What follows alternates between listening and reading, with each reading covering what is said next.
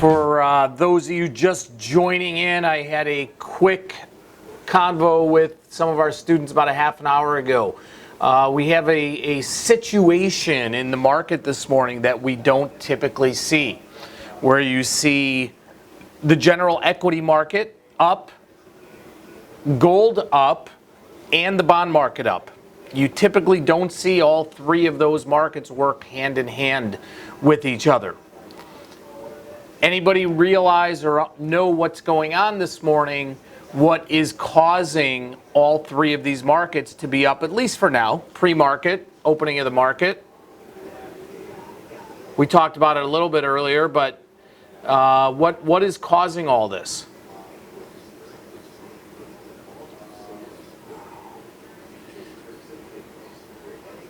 Okay, it's really based around interest rates, mostly what came out of the Fed, or excuse me, out of the ECB and Mario Draghi this morning.